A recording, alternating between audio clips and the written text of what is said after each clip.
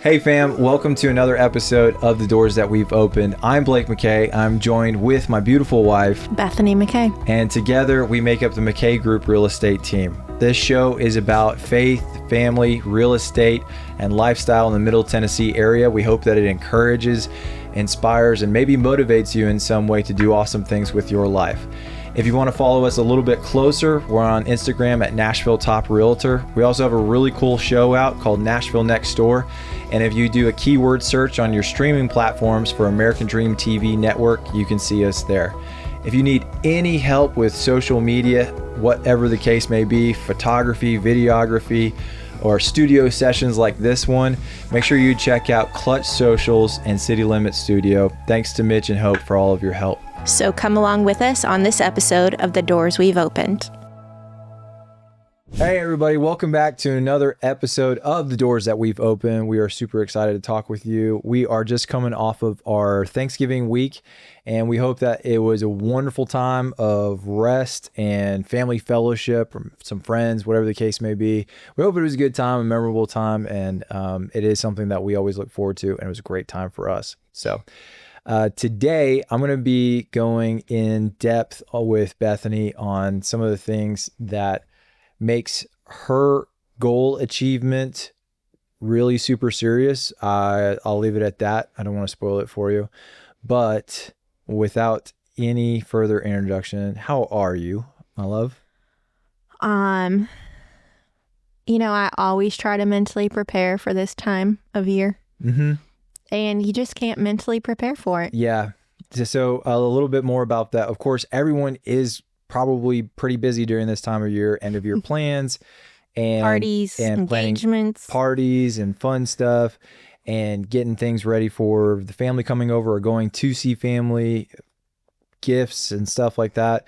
So we're doing all that, and we are having a banger of a sales season when it comes to real estate. It seemed like there were, didn't seem like there were 3 or 4 families that came to us just in the last week. In the last week that said, we have a goal of selling the house before the end of the year. Yeah, and we have 3 weeks left. Yeah, and we have 3 weeks left. And so we were like, can we get it under contract before the end of the year? And they said, no, we need it sold by the end of the year. And we're like, oh my gosh. Then this is what you need to do. This is what you need to do. We came up with a plan for them, and every single one of them were super receptive and super motivated to sell the house. There wasn't any kind of financial thank God distress. We weren't trying to beat a foreclosure or anything, thank God. But each one of them had either inherited property or gotten a job transfer.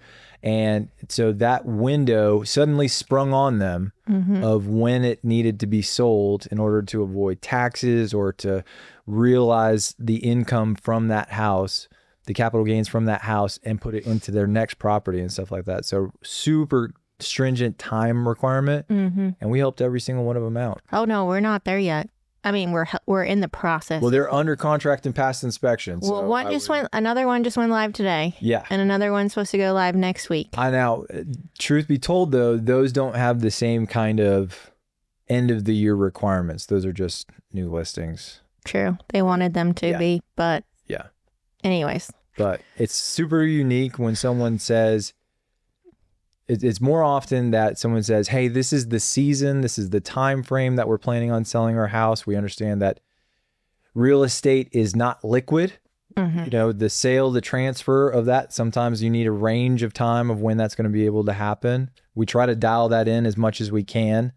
And in these cases, we were like, okay, this is exactly what it's going to take to get it sold before the end of the year. But if you think about the last 8 years, this will be my 8th December in the Nashville market for residential. They can be our craziest months always. They always are. And it's because we live in a migration city, because everybody's just moving or starting a new school or starting a new job. So we've been really blessed in that way. But yeah, I haven't ordered a Christmas present yet. No, I lied. I ordered my first one last night. Very proud of myself. Who'd you get it for? All the kids. The kids, that's right. I remember. Yeah.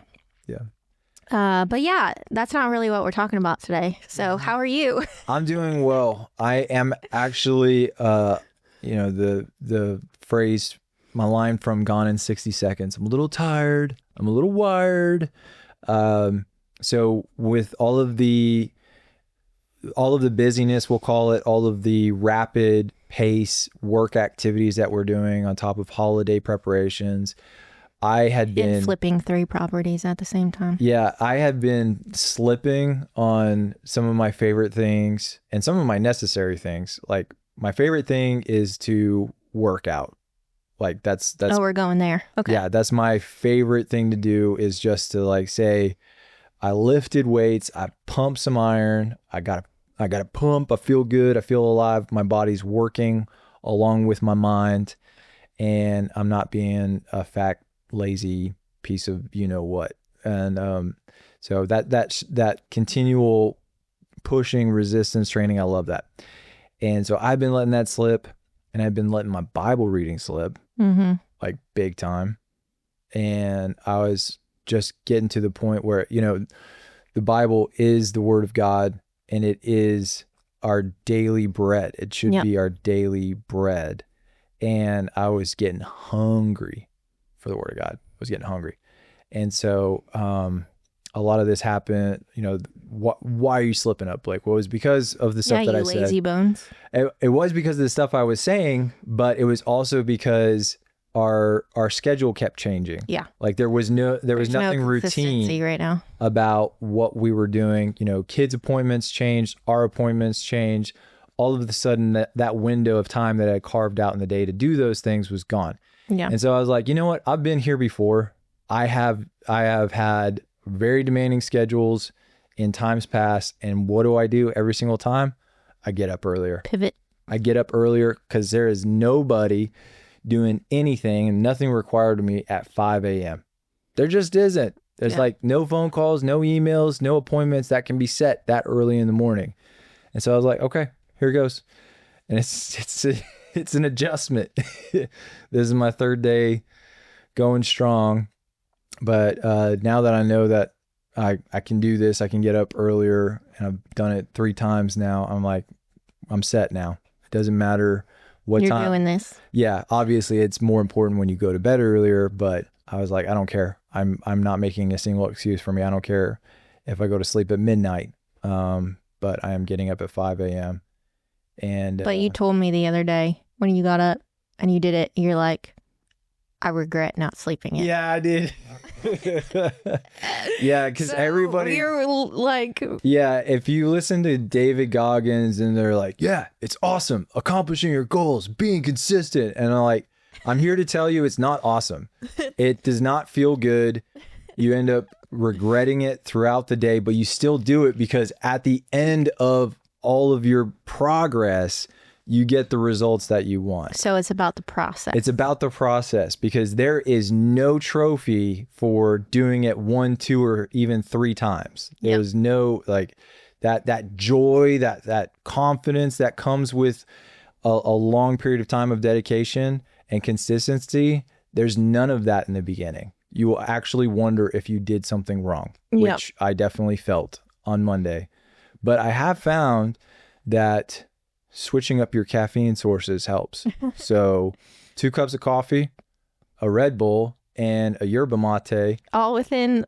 No, you don't slam it. Okay. So you don't slam it. So 2 cups See, my heart would stop. Yeah, well, I thought my heart was going to explode yesterday.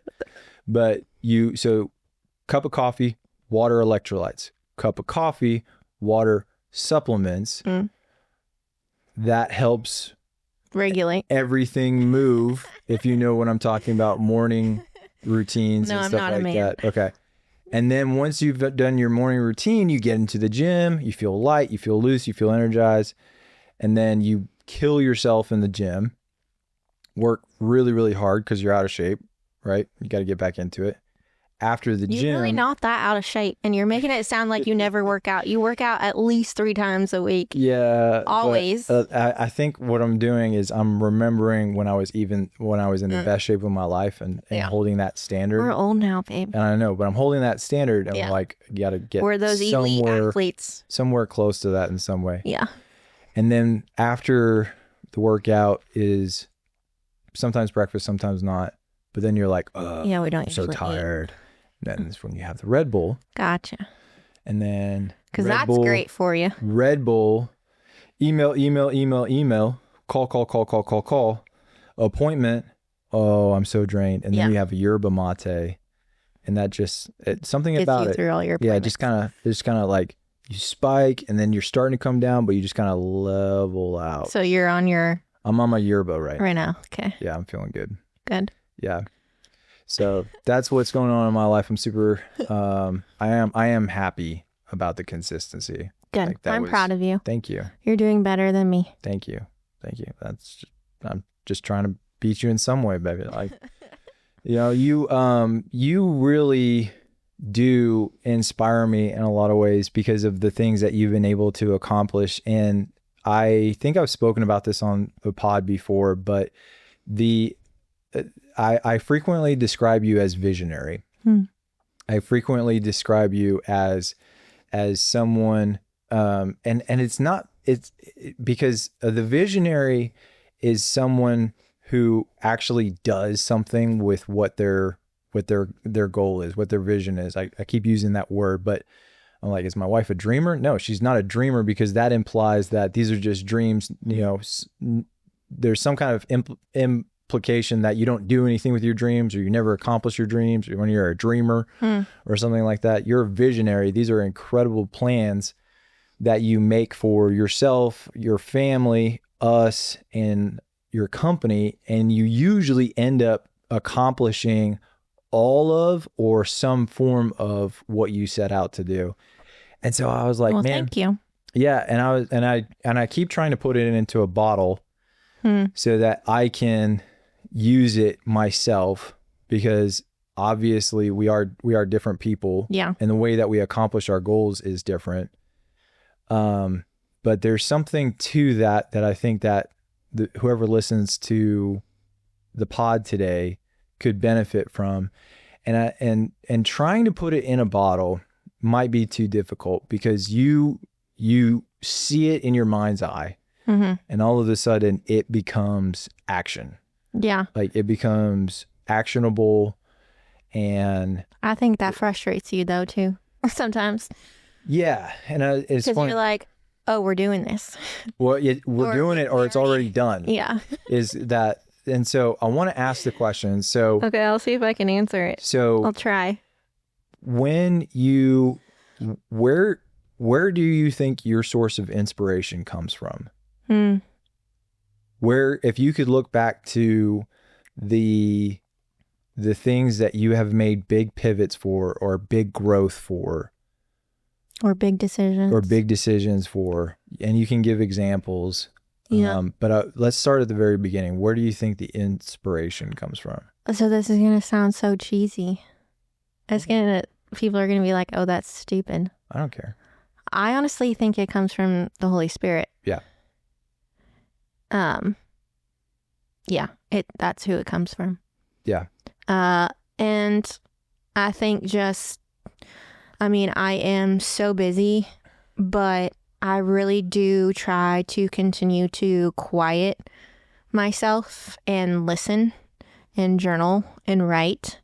And then I've done it since I was a little girl too. Like, I'll read something or I'll see something, and it's just like a light bulb moment. And I just take it all in, and then it gives me not the full picture always, but it just gives me like something inside of me, and I can't drop it. I can't let it go. So then I think about it. I usually research it, and then usually get it started, and then I tell you about it. Yeah. I think that's how that goes. Yeah. Like, what happened? Where are we going? Yeah. Yeah. So the inspiration that comes from the Holy Spirit, because I'm picturing your quiet time, and I'm picturing you communing with the Spirit and saying, what do you want of me? How can I serve? How can I grow? How can I use the talents? How can I use the talents that you've given me? And then all of a sudden you start getting pictures of stuff. You start getting mental images and leadings of the direction that you're about to go in. Yeah. And then sometimes by having conversations with people or seeing something or reading something, like the little bits just start to come together. Not always right away, but little bits at a time. Yeah. And then I'm like, well, this makes sense. Yeah. Like this works. Yeah. This is what this is. And the vision is so real in your mind as it's as if you're already doing that thing. Yeah. And so tell me a little bit about when it comes to researching whatever it is. And we're talking about places that we've moved. We're talking about new industries that we've been a part of, new segments of our business to be added to. Yeah. And well, I mean, to your first point about new places, like when I moved to Texas, that was my biggest one because, to be quite honest, I didn't want to move there, but I knew I was supposed to. So it was a faith exercise. All the other ones have been confirmed and we just did it. Yeah. And what are you looking for in the confirmation process? Like, what is there anything? Can you give me? I don't suppose there's an example of something that you didn't move on after researching it, after like doing a once over. Is there anything that you can say, yeah, that was a bad idea and I'm glad I didn't do it, or anything along those lines? See, that's what's so difficult. You tell me. Like, I don't know. That's what's so difficult is because anything that you've passed on has been kind of a season of life thing. Anything that anything I passed on it because it wasn't because it was a bad idea. It was because something bigger and greater came out of it. And so it doesn't matter. Yeah. So I can't even say that, it's all been, See, that's the thing. I think, so with researching things and looking into things like for a company, I'm starting a couple different companies right now, all related to real estate, but they all kind of like mold together. And even if there's competition, there is always competition, but I go to the nth degree, whether I'm hiring somebody, and or like looking at the competition, like if they have, for example, just last week, my competition had this large webinar where they opened it up. And so I went to that webinar and learned everything that they are doing. But then furthermore, I went to the comments section and just kept watching these hundreds and hundreds of comments coming in.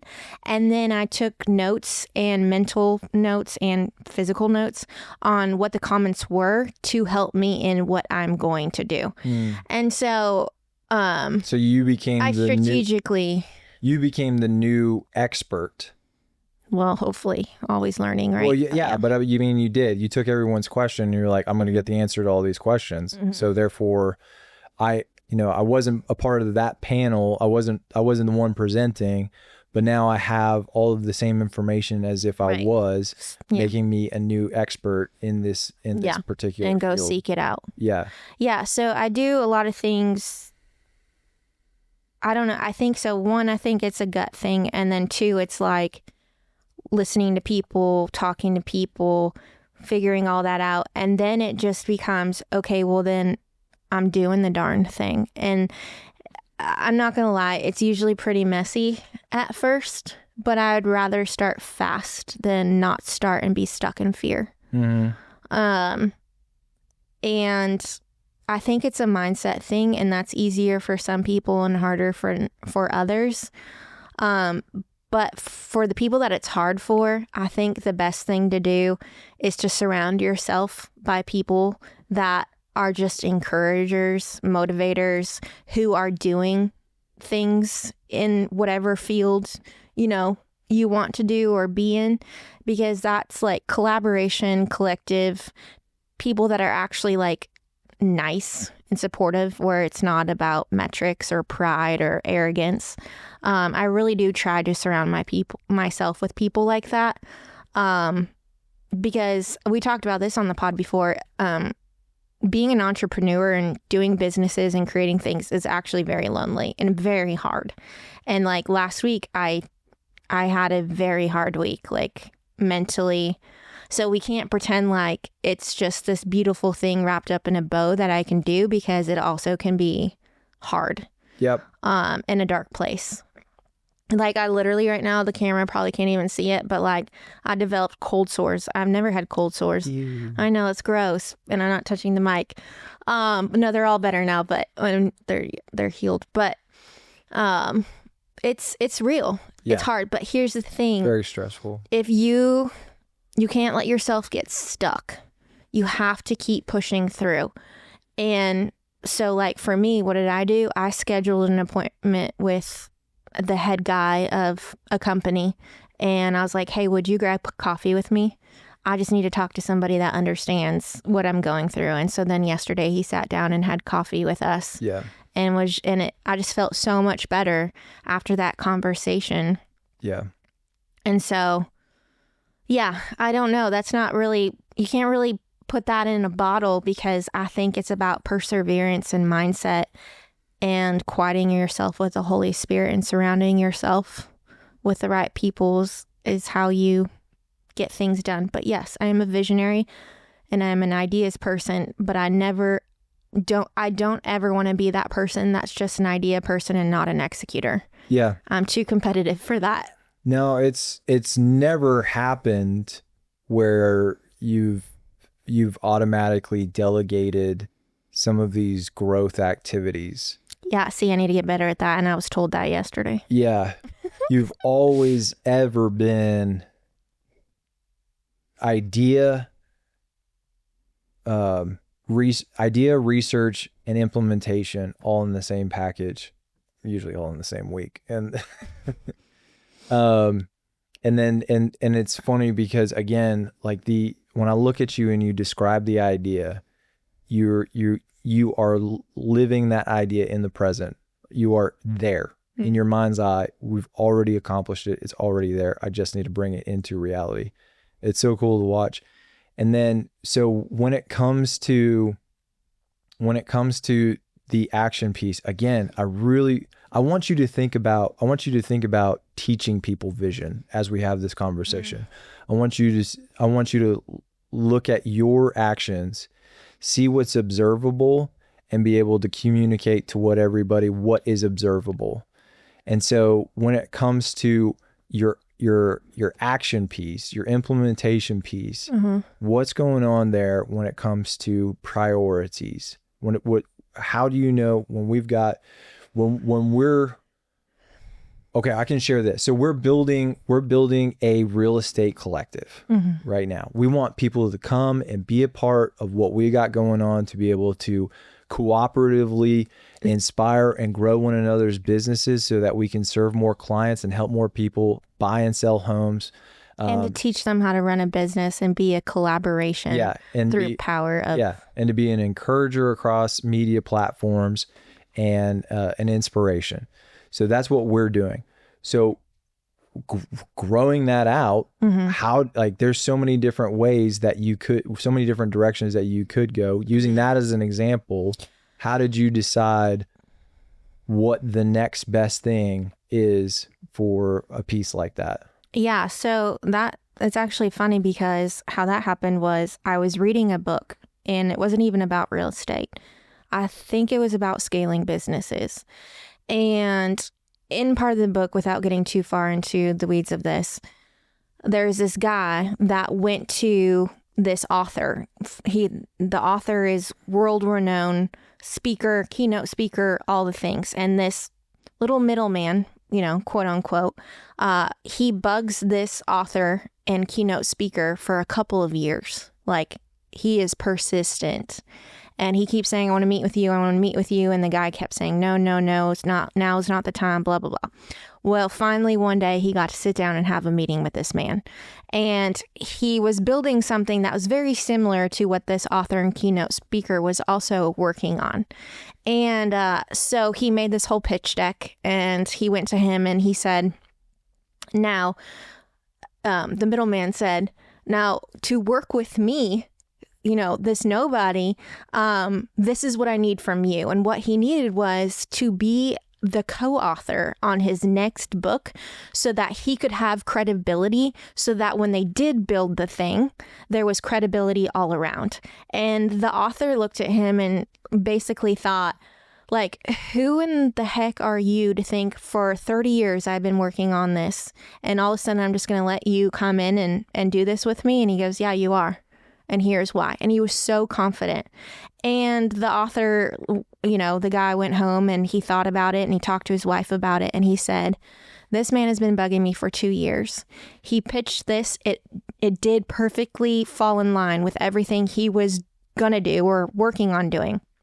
And he said the fact that this man had the balls to come and be that persistent, do this whole pitch deck, and then ask to be the co-author of my book speaks volumes of actually who this person is after he got to think about it. And so he called the man back up and he said, okay, I'll let you be the co-author on my book, but for $1 million. And then if you can do what you're saying you can do, then I'll give you that $1 million back. And so anyways, now they are like killing it together. And that's the science of scaling, right? Yes, that's the book. Yeah. Okay. So when I read that, I had a light bulb moment of, see, in real estate, it's all about traditional models of real estate and downlines. And I've talked about this before, so you can probably go back onto some other pods and listen to it. But it's changing. And I was like, oh my gosh, the power of collaboration and collective in real estate, it's really not a thing right now in our industry. It's more of like, oh, I've sold this many houses and it's all about your downline and how many people you have on your team and the hierarchy of it. And I was just like, no, I want people on my team that have that same perseverance, have that same mentality, have that same idea of all of us working together. Like, how beautiful could that be? And I was just like, oh, this is what we're doing. This is what we're going to do.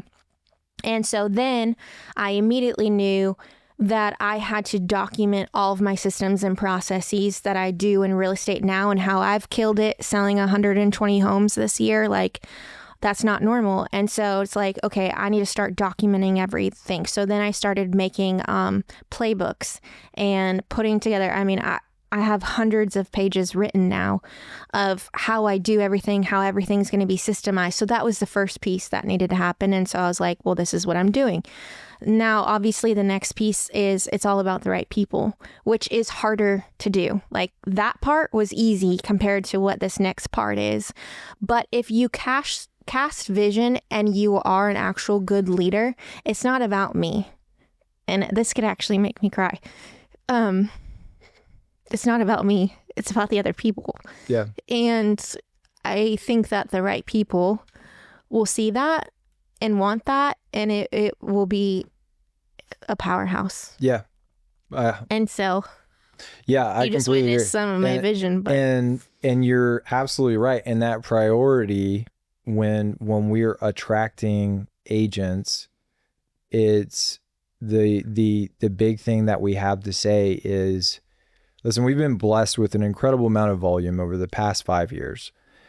We would venture a wager that you're not going to find too many agents that have done the same amount of volume that we have. Here's why that's cool.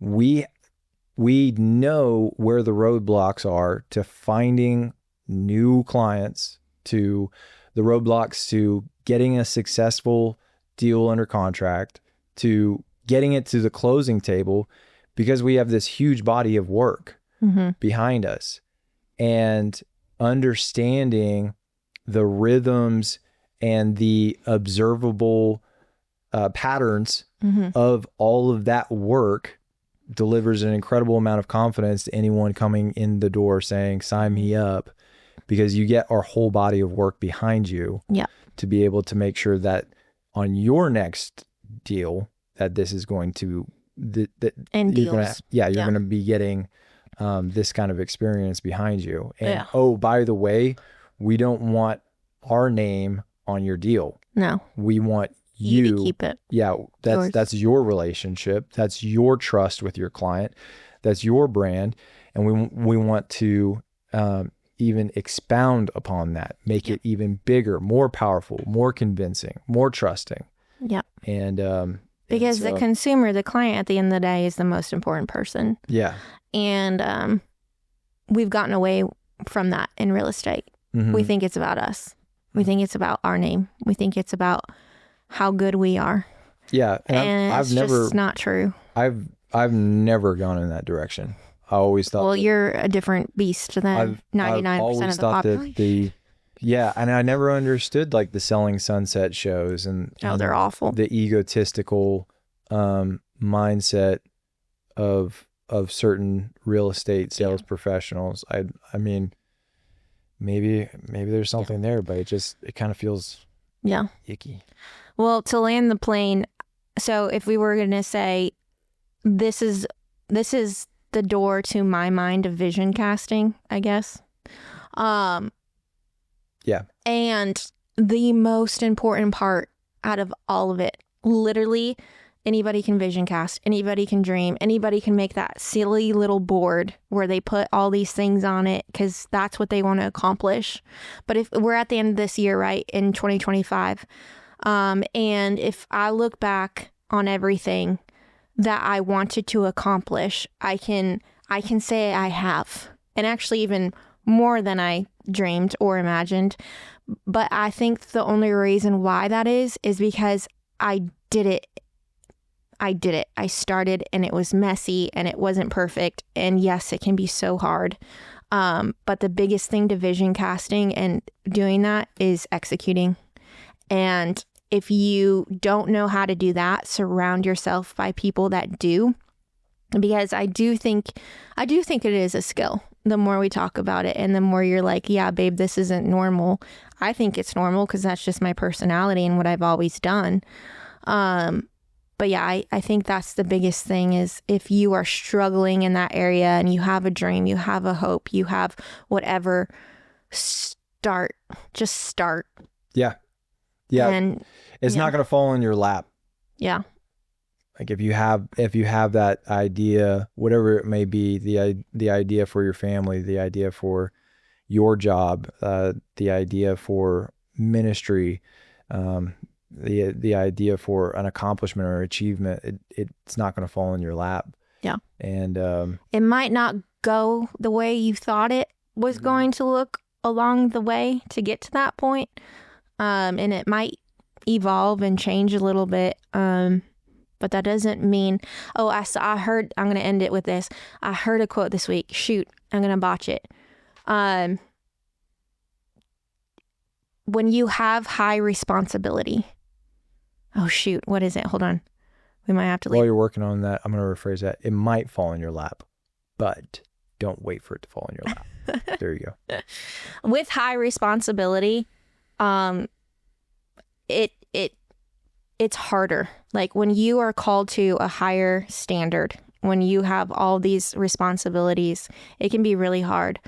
But just because it's hard and or messy doesn't mean it's not what you shouldn't be doing. It's not worthwhile. It's not worthwhile. Yeah. Thank you. Yeah.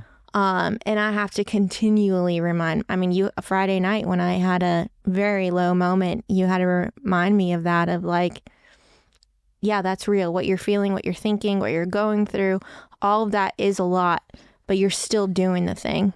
Mm-hmm. And just because, and I had to work through it, just because it's a little bit messy and really hard right now, doesn't mean it's not good. Yep. The way forward is through hard things. Yep. And if it's not easy, you're doing it right. So in closing, if you've been wondering, if you're a dreamer, if you've been wondering if these ideas that you have for your life are ever going to come into reality, just research whatever it is. I'm sure you already have by now. You probably know a lot about the thing that you're passionate about, and then make a wise decision on what the next best step is and get after it, get going, do it. We hope to hear some of your inspiring stories of the things that you have accomplished and turning dreams into reality and pursuing good, godly ambition. We'll talk to y'all next week. So thank you for listening to today's episode on the doors we've opened. We hope that it was a blessing and an encouragement, and we hope that by telling our stories, you can learn from it and it can be an inspiration for you.